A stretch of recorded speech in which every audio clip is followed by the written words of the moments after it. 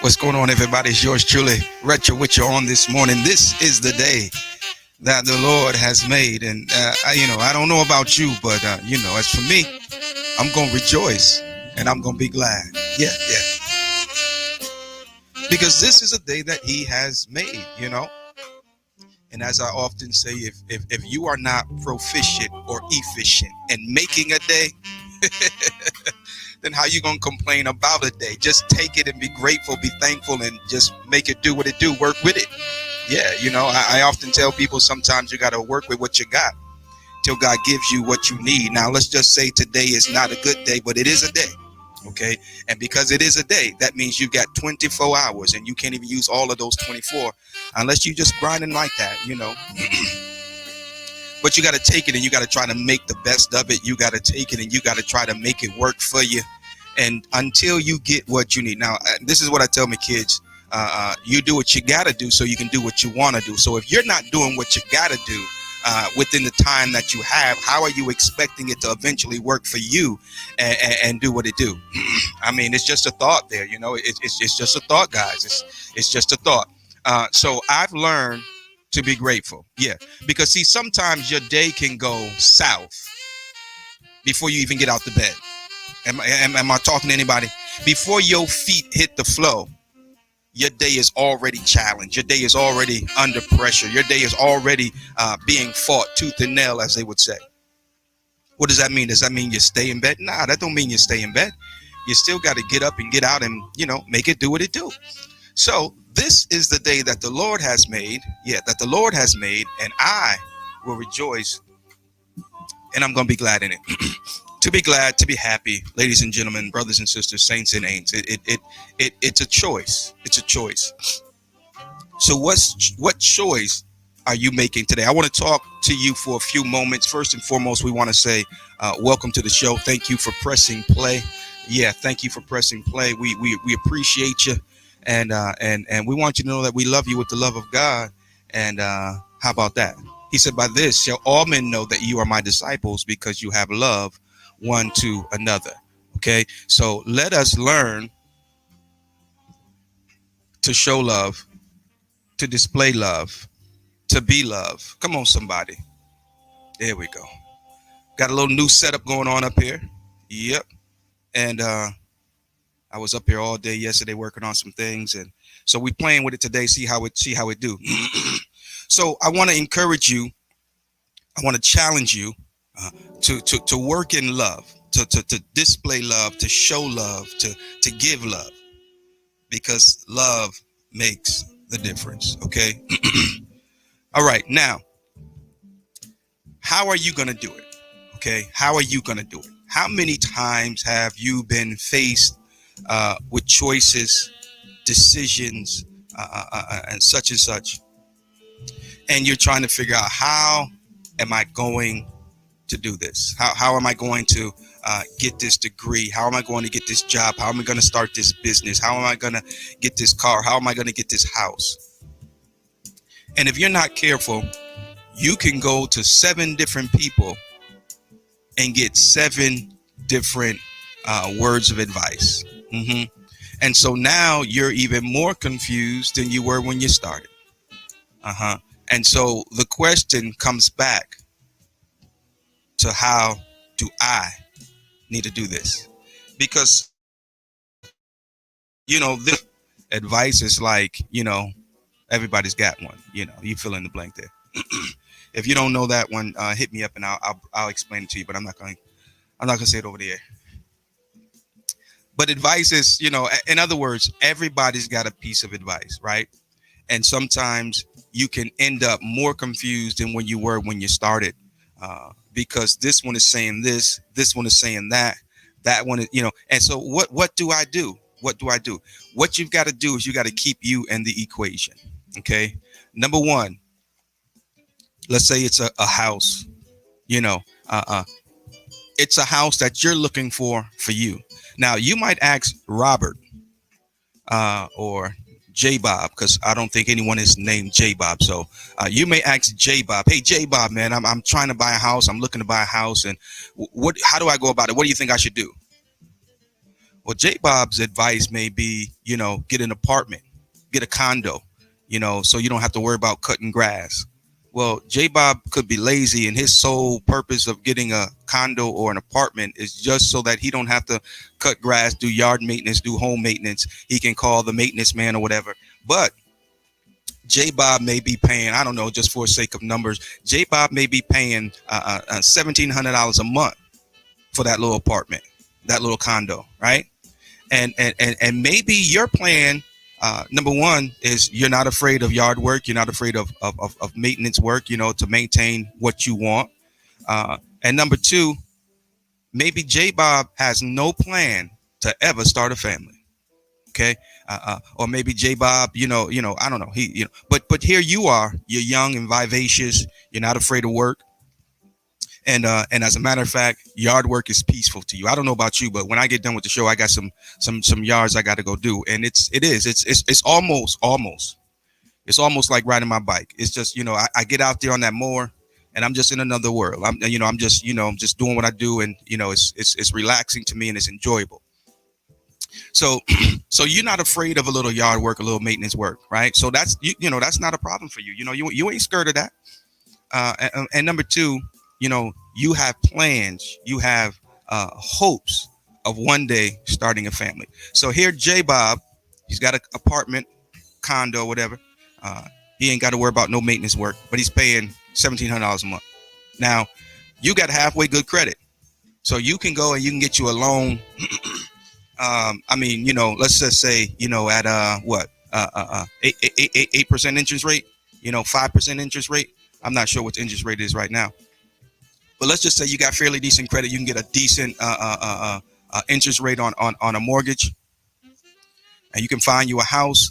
And when it's all said and done, let's say your mortgage payment might be about $700. So now you are already saving yourself $1,000 versus what J Bob is doing. My point is, we have to be extremely careful whose advice we take and why we take their advice. Okay. Now they may give that advice based on their requirements, their preferences, but their requirements and preferences may be completely different than yours. So please understand that, because here, let me put this on the screen real quick. All advice is not good advice. Okay. Now, if someone tells you, now let's just say, you've been wanting to own your own home ever since you was living with your parents, when y'all was living in government housing. Okay.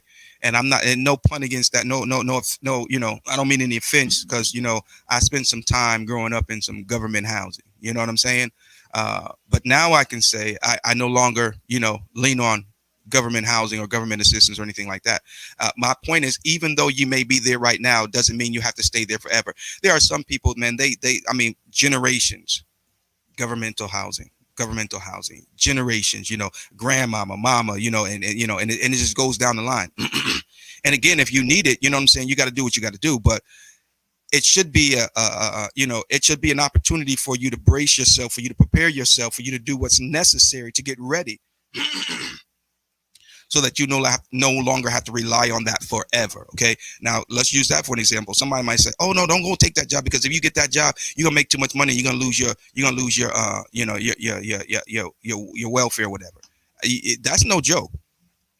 I've literally talked to people, And that was their excuse for not getting a particular job or whatever, because they did not want to lose their government assistance. Look at here, folks, ladies and gentlemen, saints and ain'ts, everybody, including Lottie Dottie. All advice is not good advice. Let's just say you're trying to, okay, we'll stick with the house thing, right? You're trying to get a house, and you want to be careful let me say it this way. If you're trying to get a house, you might want to go and ask people who already own homes for their advice, some of their experience, versus someone who's living down at the shelter. And again, no pun intended if that is your situation or circumstance, but so all advice is not good advice. Okay. Now, there are some people who will advise you based on their relationship with you. Okay. I've heard situations where you have a boyfriend and a girlfriend, or husband and wife for that matter.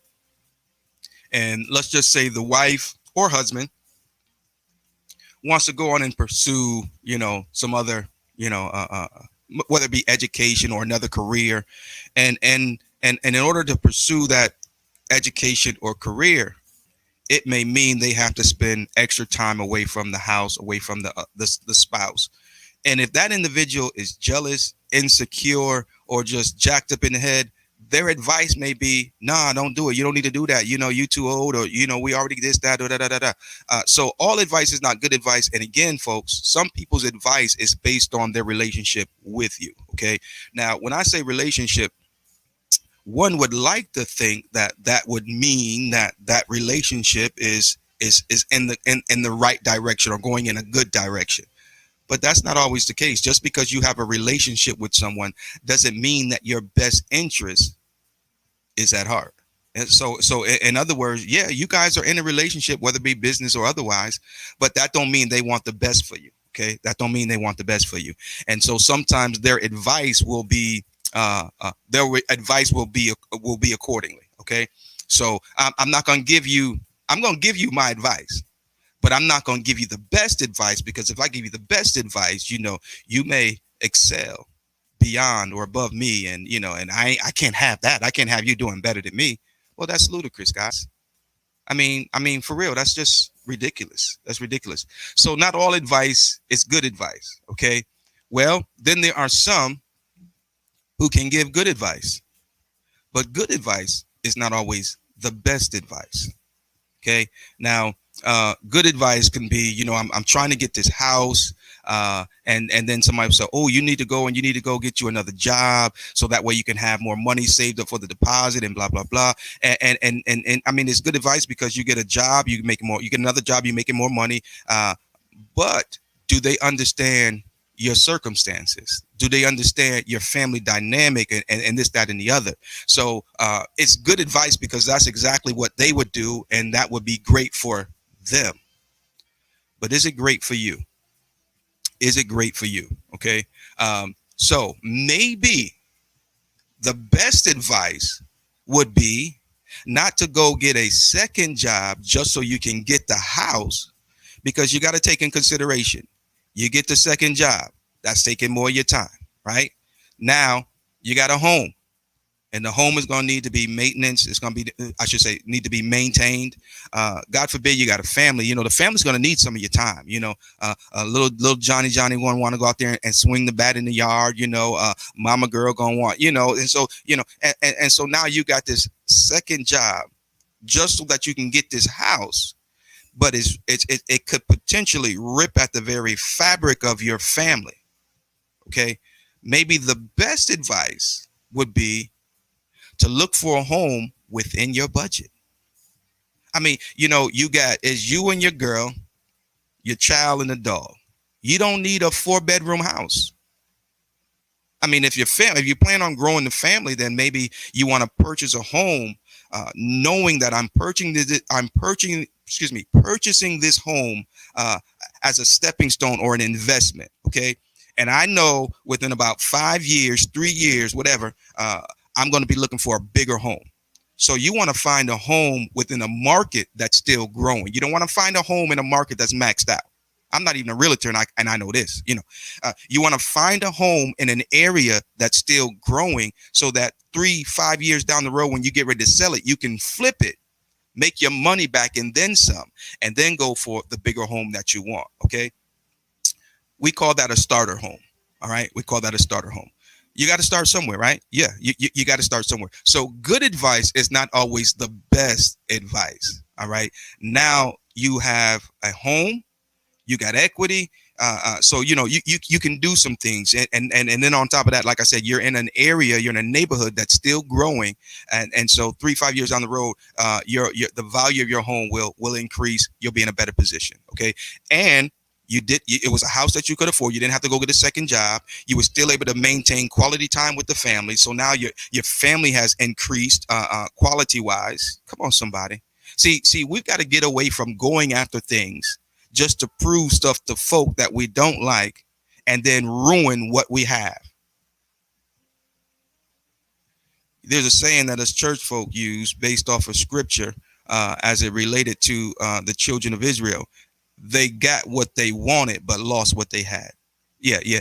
Don't be so focused on getting something that can potentially cause you to lose what you have. And the sad part about that whole thing there is, usually that which we lose seeking something that we want, it's usually something that's fundamental, something that's foundational. In other words, it's the very core of our being that we end up sacrificing. Yeah. Maybe not completely, but yeah. And so a lot of times you get what you want and lose what you have. There's another saying we like to use: you never miss your water till your well run dry. And so we want to be very careful. So good advice is not always the best advice. Let me tell you this: there are some people that are absolutely incapable of giving good advice. It's just not within them. They don't have the capacity. So be very careful. So it comes back to, how are you gonna do it?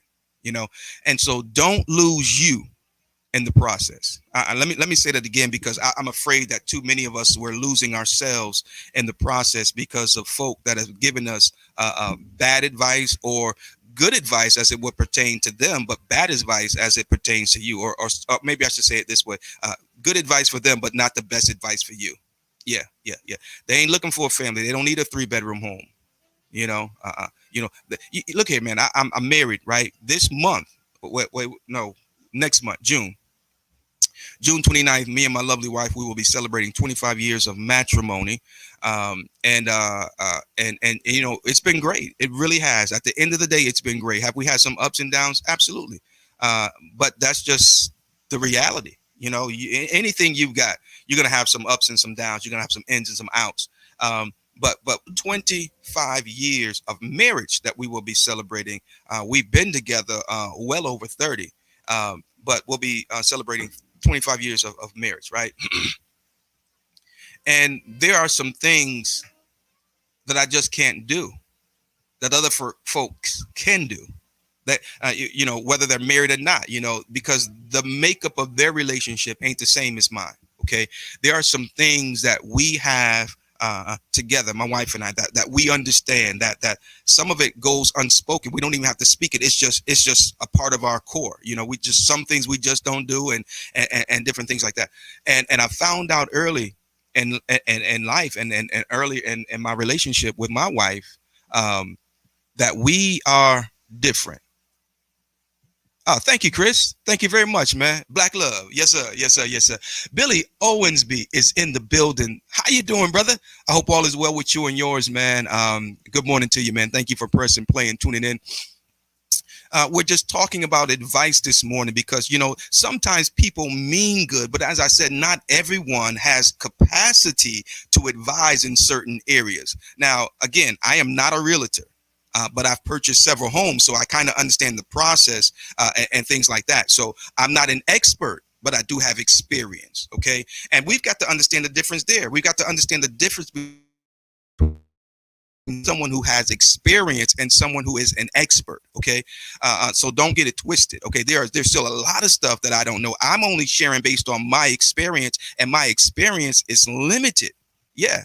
Whereas an expert, they study, on many different levels of what I have experienced. Okay. So sometimes we need to stop asking Ray Ray, and I hope nobody on here is Ray Ray and then offended, and J Bob. I know ain't nobody named J Bob. You know, if you're named J Bob, I'm giving you my paycheck this week, because I mean, I don't think nobody named J Bob. So we got to stop asking J Bob and Auntie Nim and all of them for advice that they just don't have the expertise to advise in. Okay. And then when you look at their track record and their level of experience, why would you even ask them anyway? I mean to tell you, Aunt Susu, she done been through 5 husbands. She done been through 5 husbands. And you asking her for marital advice? Well, her advice is gonna be like, well, drop that 0 and find you a hero. You know, I mean, because that's what she do. And you know, if you've been remarried, then you know that's you. I'm just saying, 5 times. Was it them or was it you? I mean, at some point we have to begin to ask the obvious questions. At some point we have to begin to address the elephant that's in the room. Whoo, I can't get no help right around there, but it is what it is. And so, you know, I ride bikes, y'all know that. My wife says, you know, she wanted to learn to ride, and so we've been trying to teach her. But you're not going to go and ask someone to teach you how to ride a motorcycle who crashes every other week. You know, every time you turn around, they going down. You're going to ask them to teach you how to ride. What they're going to do is they're going to teach you all their bad habits. And so we've got to be extremely careful. All right. How are you going to do it? All right. Now, there are some things in life that must be tailor-made for your tailor-made situation, or I should say, should be tailor-made for your unique situation. Okay. Yeah. It's got to be tailor-made for your unique situation. Okay. Now, my father, he's gone on, I think it's about 4 years now. It still seems like it was just yesterday. But my dad, I'll never forget this. Number one, my dad used to always, he used to always tell me, you know, whatever you put your mind to be, you can be. And I think it reverberated. What's the word I'm looking for? It reverberated in my mind way more than he actually said it. Okay. Now, I heard it over and over. It echoed, it reverberated in my mind over and over and over and over. He may have only said it, you know, several times or whatever. I don't know. But in my mind, it's like he told me every single day. And that's what you got to understand. When somebody drops a good nugget on you, man, they can say it one good time, but it'll keep on. So anyway, he used to say, he did say it, you know, multiple times, but he would say often, whatever you put your mind to be, you can be. Whatever you put your mind to do, you can do. Okay. So I took it and I ran with it. Okay. Like I said, it echoed, it reverberated in my mind. And so now I'm starting to live by this. It becomes part of my philosophy. It becomes part of my daily routine, if you will. You know what I mean? And so boom, I start stepping out on what I would later find out to be faith. We'll put a pin right there. Okay. So I start stepping out on what I would later find out to be faith. Okay. And let me just say this. You got to have some hope if you want to grow some faith. Okay, we'll put a pin there too. We might pick that up on Wednesday for Bible study. Okay. And so now I start stepping out on it, right? I was in, I think 11th grade, 12th grade. 11th or 12th grade. I was 17 years old, so I think I was probably in the 12th grade. And I came up with this idea that I wanted to open a store called Hotspot Variety, would be the name, was what I ended up naming it. And I was sitting down telling my dad, you know, and he wasn't hearing it. You know, I'm just making the wrong choice. I was just making the wrong move. And so he says to me on one of these conversations, he says, son, you need to just get you a good job, something that's going to have some good benefits. And then you know, and so his idea of success was to get a good job, and a good job was a job that paid decently, offered benefits, and then when you got ready to retire, you could get a pension or whatever. Okay, that was his idea, and for him it worked. You know, he retired from Smith and Wesson. He did pretty good for himself. He worked other jobs from here and there. There were times where, you know, I see my dad working 2 and 3 jobs, real talk. But he retired from Smith and Wesson, and he did pretty good for himself. But I came up in a different era. I came up just a little different. Okay. So for me, that would have been failure.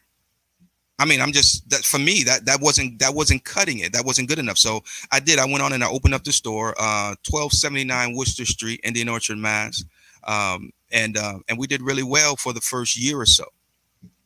And so what he said, it just kept on echoing in my mind, and I just started stepping out on it. So you've got to understand, some people do not have the capacity to advise in certain areas. My dad had never run his own business. He never really had a desire to run his own business. So his level of expertise, his sphere of advice couldn't really reach into that realm. Does that make sense to anybody on today? And so I remember talking with a couple people who were entrepreneurs, and the advice went a little bit different. Let me throw this in the mix because I don't know if anybody knows this part about my story, right? So here I am. I'm a little young child, little young teenager thinking I'm a man. So my oldest brother, Joe, he went to Tech High School, and I just wanted to be a tech tiger. By the time I got to high school age, they had closed technical, what was it, technical, whatever, high school. They closed it down. So anyway, I'm drifting here. And so he was like, "Hey, go see my man Dennis." I shouldn't have said his name.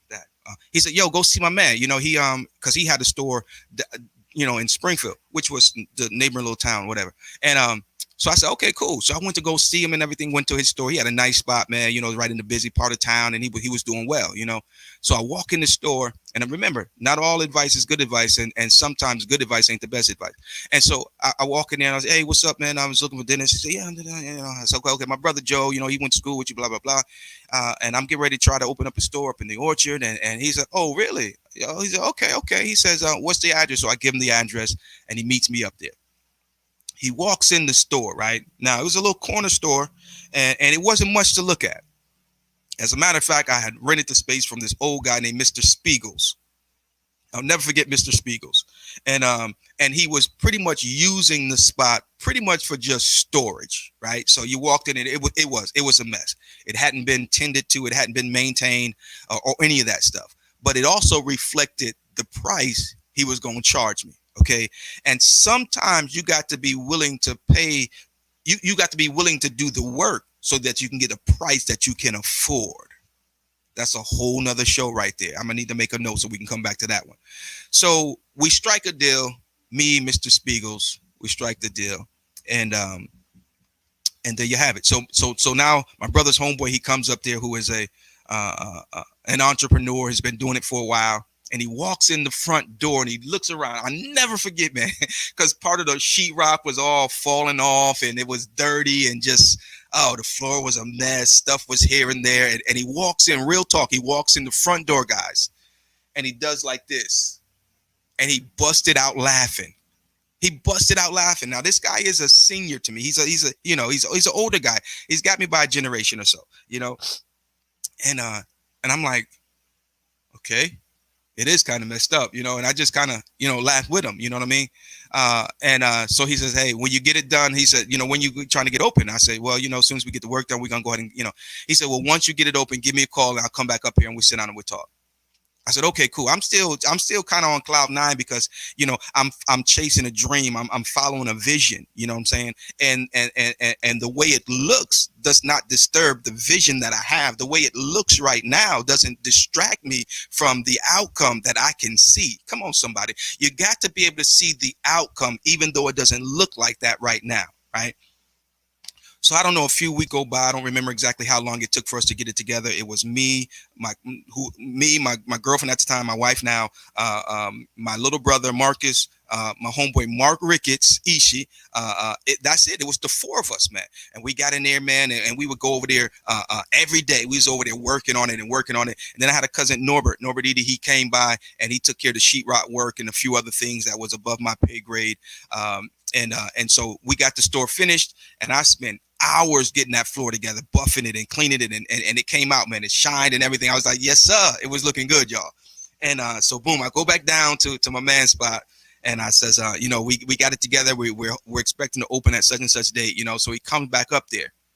And now he walks in the front door and he looks around and his jaw about hit the floor. He's like, for real, man. I mean, he couldn't even, he just looked around and was just like, I said, yeah, we ready now, man. So, what I'm trying to do, man, is I'm trying to find out how can I get in touch with certain vendors and which direction should I go. And he offered me absolutely zero assistance. I wasn't asking for, I'm just point me in the direction. What do I need to do? How do I do this? And he offered me absolutely zero advice, absolutely zero instruction, direction. It was so, I tell you, I was so hurt. I was like that because, I'm kind of looking up to this dude because, and so I guess it goes back to what I said, when it comes to advice, we've got to be very careful. Not everyone, okay, I said this, not everyone has the capacity to offer advice, but then there are some people with the capacity that will not offer advice because they might look at you as a threat. They might look at you as competition. Let me pause for a moment. Yeah, smack my head, Chris. That's exactly what I had to do. Let me pause for a moment. Now, this guy like I said, he was older than me. He was from but then there was my man. Let me send a shout out to my homeboy, Leon Marsh. Okay. Now, this was my first business venture, was Hotspot Variety. But I later, my dad, once I said, look, Dad, I'm going to do this and blah, blah, blah. He wasn't really too happy, but he did ask me an important question. He said, now what you going to do if it don't work? He about said it just like that too. He might have threw a few, cuss words in there because my dad, he had his way with a few cuss words. But he said, "Now what you gonna do if it don't work?" And I said, "Well, if it don't work, I'll turn it into a barbershop because I had been cutting hair ever since I was like 12 years old in the projects and stuff like that. So I had the skills from way back when. And so my plan B was if it didn't work, I had it for a great spot for a great amount, great. The rent wasn't a whole lot. It was in a great location, good enough anyway. So and it was right on the corner. So I said, well, if the store thing doesn't work, then hey, I'll clear out everything and throw some barber chairs in there, and there you go, barbershop, right? So I did later eventually switch and I went to school for barbering, right? I ended up selling the store. I sold out probably about maybe a year or two into the business. It was a Spanish guy that had a car lot on the next block. And he would come in there on a daily basis, get some stuff. And he kept on saying, man, sell me the spot, man. Sell me this. So eventually I did. I sold out. And I think I did pretty good. And then I went to barber school. So now I'm getting ready to graduate barber school, right? And I got to make another move. Now, the little store it didn't make me $1 million, but it gave me an experience. Okay. It was, we call it, breaking our ducks or something like that. We used to say back in the day. In other words, let me say it this way, because some of my old school folk might understand this. I cut my teeth on that store. Yeah, how about that? Yeah, I cut my teeth on that store, right? And sometimes that's what's more important. You know what I'm saying? Because when you cut your teeth, you get your first set of teeth. They call them baby teeth. Yeah. You know that they're gonna fall out after a while before you get your permanent one. So but once some permanents come in there, you got to deal with them a little bit differently. Okay.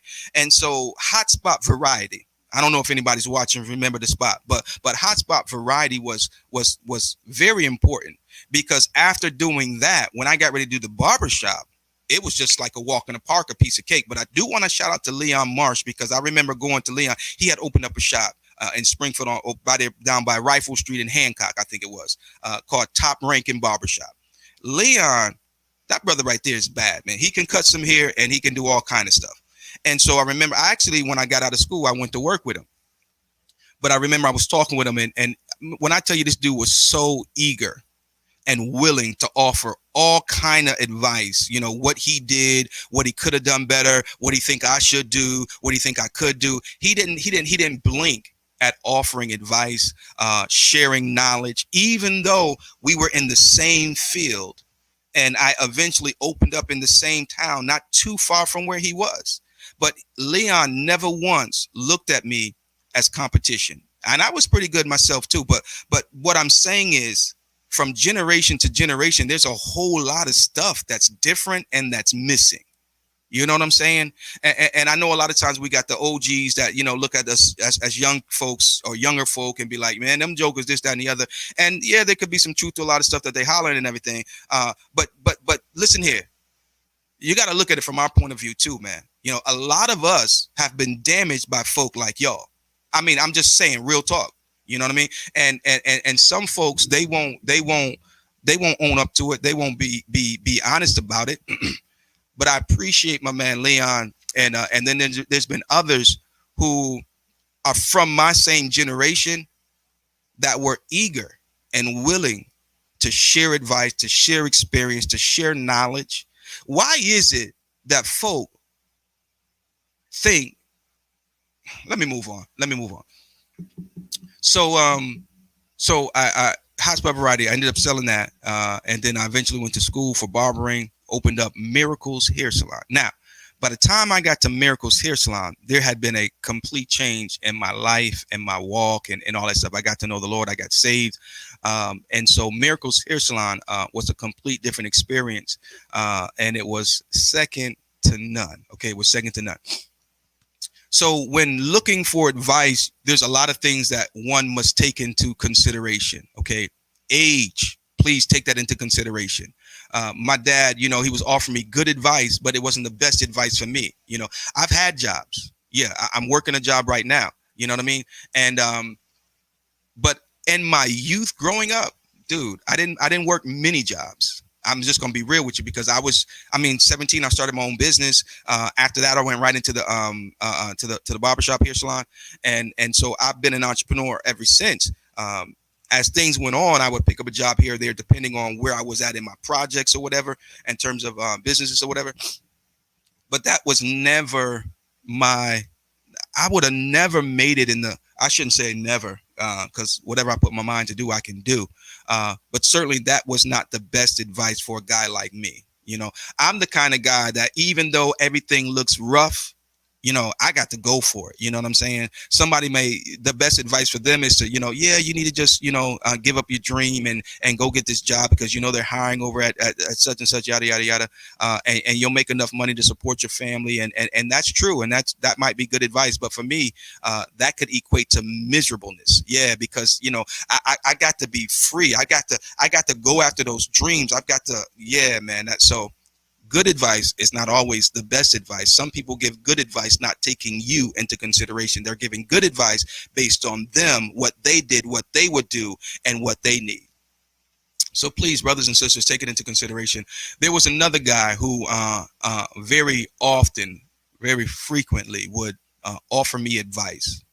And I'm not going to go too far into details, but what I will say is that, and this was years ago, so don't anybody jump to conclusions. But he would offer me advice, but he had a track record that was public. Let's put it that way. And he was a little older than me, and so I gave him the respect of listening. I didn't want to come across like I knew everything and was just, just dismissed him. I would listen. I would give him the respect. And then I would move accordingly.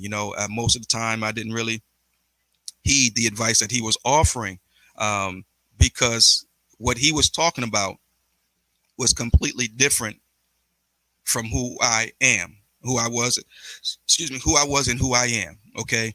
And we have to be careful because sometimes people will constantly bombard us with advice. And if you take that advice, it very well may alter who you are. It very well may change who you are. And even as you are pursuing your visions, your dreams, your goals, this, that, and the other, they should never change you. They should never alter who you are. They should increase you. They should what's the other word I can use here? They should increase you. They should they should compliment you. But nah, it shouldn't change you. I'm the same dude I was in Duggan Junior High School. If anybody know me from Duggan, any Dugganites on today, pretty much, I done got a little older. I got the little crow feet and everything. And, I got a whole lot more facial hair, but I'm the same dude ever since Duggan Junior High School. I've had some experience and I've done a few things and gone through a few things that have made me wiser, made me better. At the core, I'm still the same dude. Okay, so my man Chris is with us on today, a man that I consider to be a man of wisdom. And he just hit it right on the head. You've got to have a spirit of discernment. But Chris, in order to have the spirit of discernment, you've got to be sensitive, because see, you can't be all calloused and coarse and rough expecting to hear, because the spirit of discernment, it's not always going to be the obvious. It's not going to always be a big bright billboard. You know what I'm saying? It's something that you got to pick up on. You've got to be sensitive to it, and that's why a lot of people are not able to walk in the spirit of discernment. That's my opinion. I'd love to hear your opinion if you have any more commentary on that.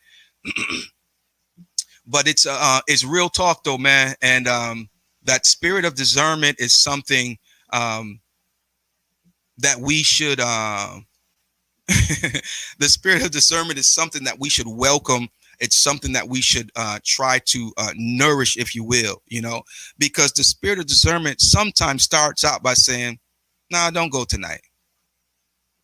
And you'd be like, "Okay, you know what? Something telling me I need to just stay home." And you just stay home. Okay, you just watered that the seed of discernment. You just watered that the ability to adhere to and so, but then it begins to grow, because anything that you water and nourish grows, right? Okay, so now it goes from just stay home today. Now it grows, and it begins to multiply, whatever, however you want to articulate it. So now it will begin to speak about someone's character, about someone's intent. Come on, somebody. Because sometimes they're doing this. But while they're doing this, they got this in their hand. Yeah. And they're going for your back. I was cleaning up yesterday while I was up here, and I came across this, and I just kind of set it down. I had no intention I was even going to need it for a prop today, but yeah, they're doing this, but they got this in their hand, and they're just and so that spirit of discernment will tell you, take 2 steps to the left and get out of there. The spirit of discernment will tell us so much and will help us so much. Okay, so we've got to be very, very careful. Now, here's another thing that my dad used to say. Okay, my dad used to tell me quite often, you can learn something from anybody. Oh yeah, you can learn something from anybody. As a matter of fact, everybody you come in contact with, you can learn something from. Okay, I just added to what my daddy said, which brings me to another point. If we are going to drop nuggets on people, if we're going to, mentor people or whatever, we should drop nuggets on them and mentor them in a way that they can take what we've given them and grow. They can take what we've given them and take it further. So he would say that you can learn something from anybody. Okay. Now, what I found out is that sometimes people don't have anything to offer in terms of what to do. But you just said you can learn. Yeah, you can learn something from everybody. But it's not always learning what to do. Sometimes your greatest lesson that you learn from somebody is what not to do. Yeah.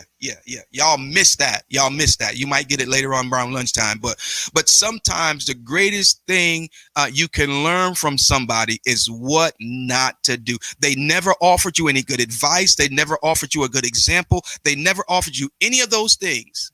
But you've learned how not to be. I need some music, y'all. That one was heavy. So stop looking for, what to do from some folks, and realize that this is not that kind of situation. I'm here to learn what not to do. I'm here to learn how not to act. Because when you have a good heart, now here's what you got to understand. The steps of a good man, come on, I feel like preaching. The steps of a good man are ordered by the Lord. See, when you got the Spirit of God in you, it's going to come out of you. Yeah. When let me stop. The steps of a good man are ordered by the Lord. Okay. So why are we looking to people to, and can you learn from people? You can.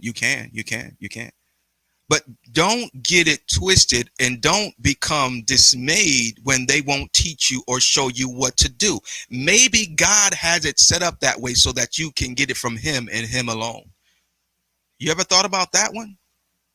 Now you can definitely look at what they're doing and learn what not to do. Uh, David David had a situation where, and we kind of talked about this yesterday at church, but David had a situation where he was approached by a lion on one occasion and a bear on another occasion. Okay. And they came for the purpose, both the lion and the bear, they came for the purpose of devouring, taking, murdering, eating, consuming the sheep that he had been given the responsibility to protect and shepherd. Okay. And so what does David do? He puts his life on the line to defend the sheep, and he kills both the lion and the bear. And this happened on two separate occasions. So he wasn't fighting the lion and the bear at the same time. Okay. So he has victory. He has the victory over both the lion and the bear. Okay. Now you've got to understand that some things come your way, not so much for the right now, but for the by and by. Okay. Let me say that one more time. Some things come your way, not so much for the right now, but for the by and by. Okay. And so now David, he's got the victory over both the lion and the bear. Okay. And so now time goes by and he goes to visit his brothers by direction of his father. His father tells him to go up here, bring this lunch to your brothers and find out how they're doing in the battle, because they were at war against the Philistines. Okay. And so when David gets there to inquire, his brothers begin to mock him, asking about those few little sheep, right? David asks the infamous question that I've echoed myself from time to time. Is there not a cause? You know, and so now David, mind you, just a little shepherd boy, he gets there and he's amongst soldiers who are trained for war, but are hiding from war. Some people are in position hiding from the duties of the position. These brothers were in position. They were soldiers in the army, but they were hiding. They were literally running from the responsibility of the position. I mean, if you read the text, that's what it says. Bold face right there. David now, who is just a shepherd boy, who has no training from men. But then you got to look at what's going on, because these are soldiers under the reign of King Saul, right? Now, King Saul was a king chosen by the people out of a disobedient heart, because God wanted to be their king, but they wanted a king like the nations round about them. You can't be like everybody around you all the time. Sometimes God is calling you to be unique, different. Come on, somebody, a peculiar people, a chosen generation. You can't always be like everybody. I got a curly mustache. I ain't got no wax in it right now, so it look a mess. I'm on Facebook every day, about 20 times a day. I mean, I'm different, and some folk like it, some folk don't. It don't matter to me. As long as I'm true to who I am, then that's what I'm good with, right? And this is where David was at. David said, is there not a cause? Now, he says, he then shifts, and they got real quiet. All the jokes stopped. He says, who is this uncircumcised Philistine giant that is defying the army of the Lord? They got real quiet now because, And so David takes his past experience and it plays out in his now current by and by. He did not take the training that these men had received underneath the leadership of a king who was chosen out of disobedience for the sole purpose of pleasing disobedient hearts. So, in other words, what you got to understand is some of the training that you get from some people is going to be based on the situation in which they evolved. And when it came down to the rubber meeting the road, these men that were trained under the leadership of this king were running from true responsibility, hiding, but quick to make jokes about a young brother who was willing to stand up to the giant. And so now they begin to pretty much mock him or whatever. But David says, "Is there not a cause?" And so now Saul gets wind of what's going on, right? And so now Saul is, you'll find out that Saul is a pretty selfish guy. Okay. He started out good, but he ended up, being very selfish. It was all about him, me, my. Okay. So now he's willing to take this young lad who has no training and allow him to go out against a giant if he thinks that it can serve him as king. He wasn't concerned about his well-being. You would think that, as king, he's like, well, look, son, you haven't been trained, so we can't do this, man. You're going to go out against this giant. You're going to lose your life. He wasn't concerned about that. He said, nah, if you think you got it, go ahead. Yeah. He was willing to risk the life of this young child. But this young child, this young teenager, had some experience with his God. So they put the armor of Saul, they put the armor of the king on David, and David allows them. See, some of us that are watching today, somebody's going to watch this by the replay, and myself included, we have allowed people to put their armor on us. But the good thing is we came to our senses, and David makes a statement. He says, I have not tried this. I have not proven this armor or these weapons. He said, take this off of me. Let me be me. If I'm going to fight this giant, I've got to fight the giant my way. Yeah. See, I'm slaying demons. I'm slaying devils. I'm slaying giants. You know what I'm saying? And some of these giants, they got to be slayed 20 times a day. Some of these giants, they got to be slain every hour. Where's my brother, my friend, Brother McCoy? Brother McCoy, he would sing a song every second, every minute, every hour of the day, every day of the week, every month of the year. My God's all right. And so we got some devils. We've got some demons. We got some things that need to be slayed every second, every minute, every hour, every day, every week, every month, every year. In other words, every time you get a chance, boom, slay that thing. Every time you get a chance, kill it. And so David, he says, take this stuff off of me. I look like a fool. You look like a fool trying to fight your fight with somebody else's armor. See, that's why we got to understand that not all good advice is the best advice. And now it would be good advice if I was you, but I's not you. So the question is, how are you gonna do it? Take their armor off. I know your slingshot ain't much, and but it's yours. You are proficient with it. You are efficient with it. You are trained with it. You've proven it's worked for you before. And somebody say same God. I mean, I double dog this. Somebody put it in the comment section. Same God. What do you mean same God? The same God that brought me out back then is the same God that's going to, I ain't about to get brand new. David said the same God that delivered the lion. I'm preaching this morning. He said the same God that delivered the lion and the bear into my hand is the same God that's going to deliver this giant into my hand. Somebody say giants do fall. And so David, he took off the armor of King Saul and he put on his little get up. Didn't look like much. But see, Saul had all this armor on. David's main concern was those 5 smooth stones. Those 5 smooth stones. I used to wonder, why did he pick up 5 and only use 1? Each stone David picked up was representative of a giant that had to be slayed. Now, David took that one rock and he slayed Goliath. But when you do the study about Goliath and his brothers and stuff, there were other giants as well. He was not the only one. And when you study the life of David, David and his men, they conquered total of 5 giants. Now, during one battle, David almost lost his life. He was getting older, and so his men, they came to the conclusion. They said, David, you are worth 1,000 of us, and we will no longer allow you to risk being taken out in battle.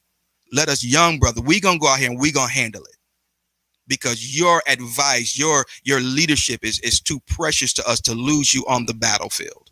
Okay. So they esteemed him higher than their own lives, and they no longer I believe it might've been after about maybe the 3rd battle or whatever, when they went out against the giants. Don't quote me on that, but they came to the conclusion that they could not afford to lose David.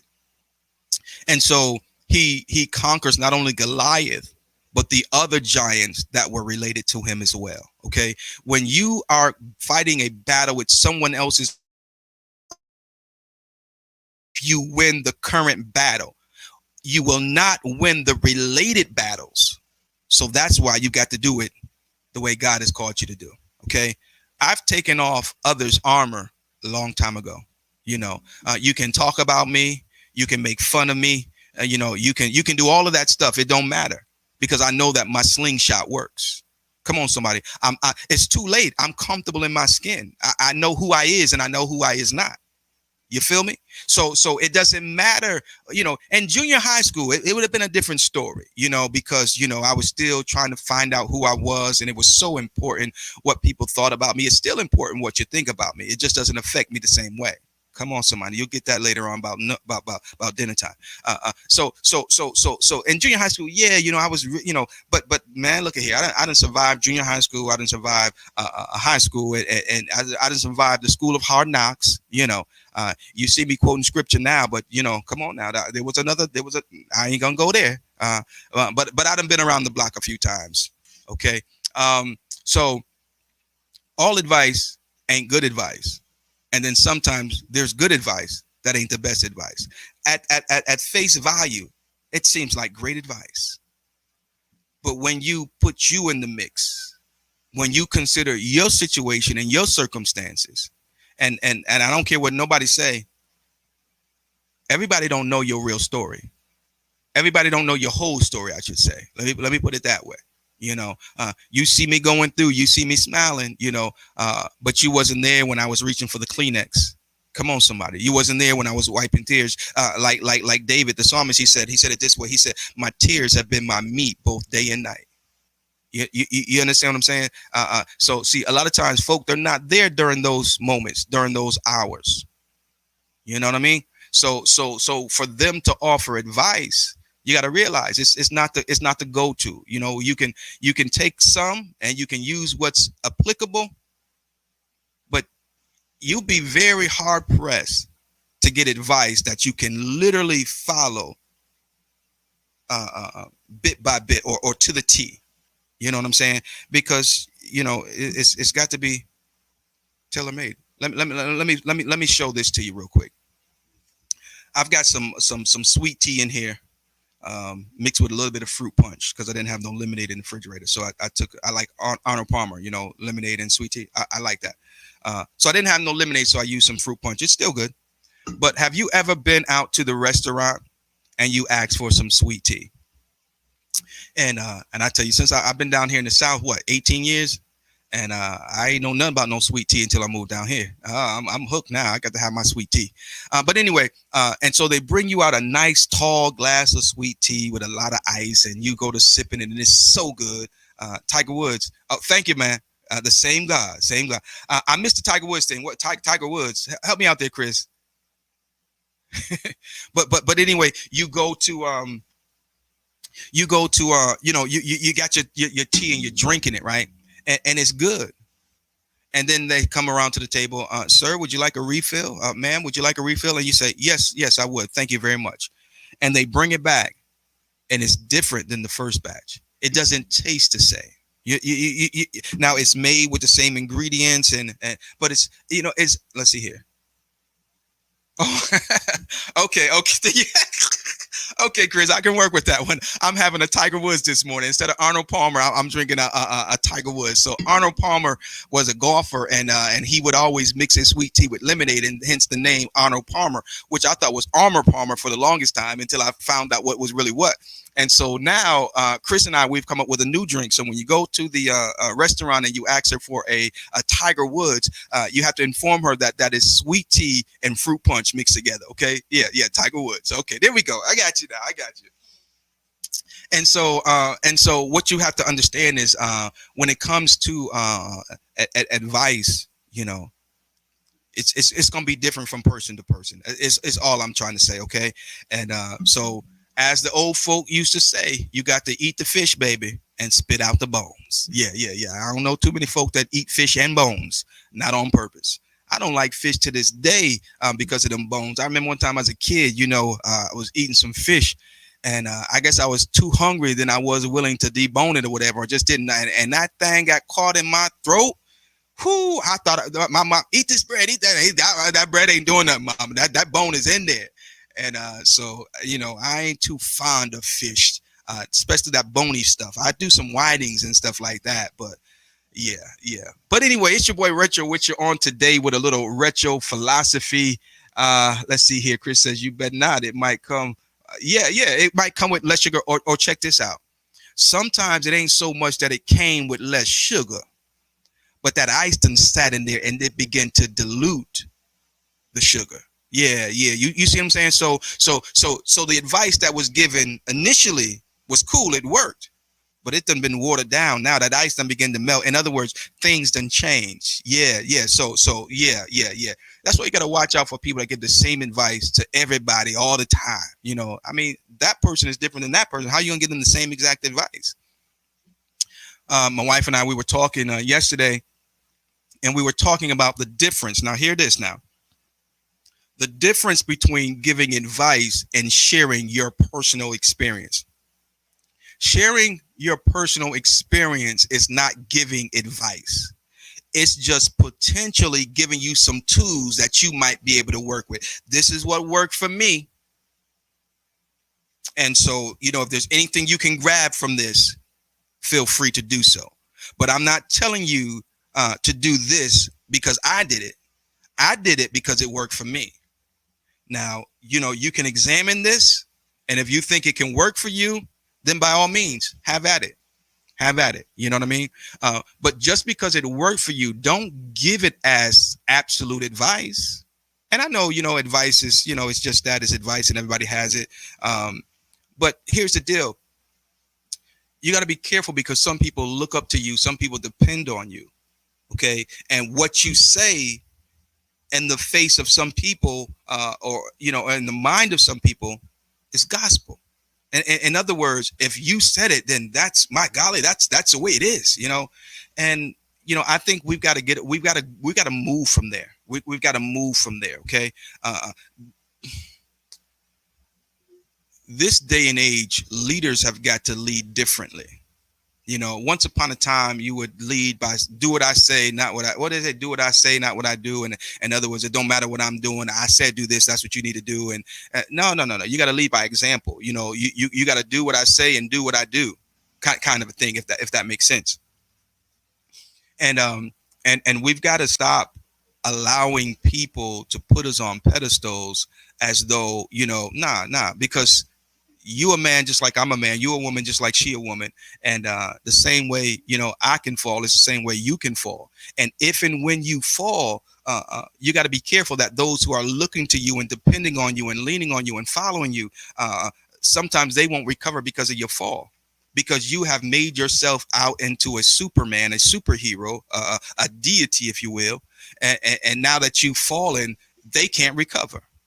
Nah, bro, you got to let folks know, look here, I'm human just like you human. I'm doing the best I can with what I got. And look here, and just, Michelle Kelly is in the building. Stop the press. What's going on, Michelle? How you doing? We got to break bread together, last weekend? Stopped into build a little spot over there. And who did I run into? Michelle Kelly. And so good morning to you. Hope all is well with you and yours. And we just kind of sat there and talked for a little bit as we both dove into. I had some oxtail, and I don't even know what she had on her plate, but I had some oxtail and some stewed chicken. Man, I tell you, and it was right on time. So, but anyway, we want to say good morning to you, you and yours, and hope all is well with you. All right, folks, that's about it. Make sure if you're just joining us, make sure you go back and hit that replay button. We were talking today. Great. All is well. That's what I like. I almost preached that yesterday, Michelle. Real talk. I almost preached that yesterday. And I was so tempted to do so.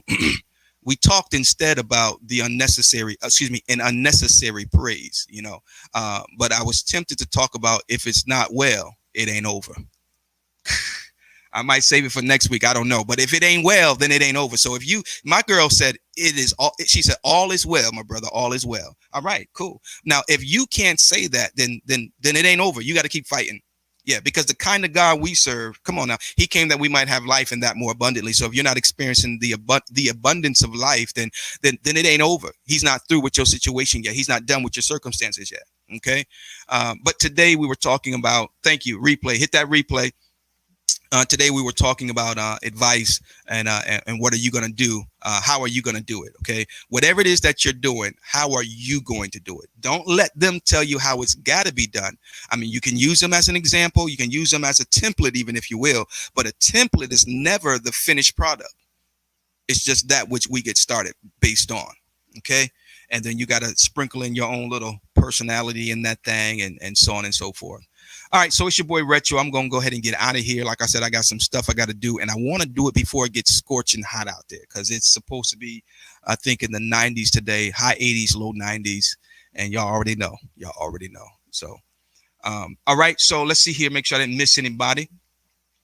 Look here. We want you to please know and understand that if you do not pray, you will become prey.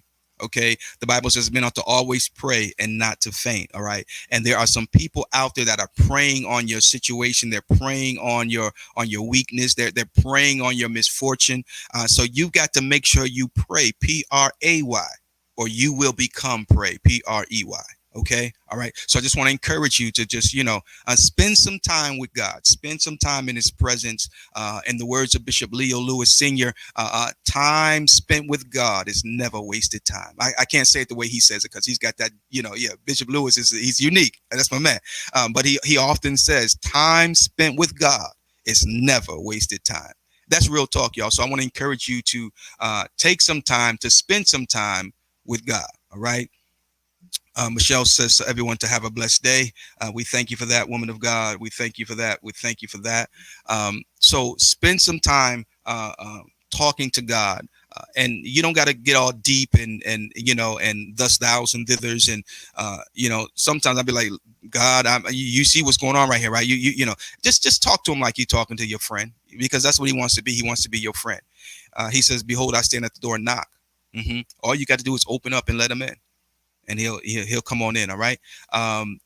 Let's see here. And so that's that. I'm going to go ahead and I'm going to let you go.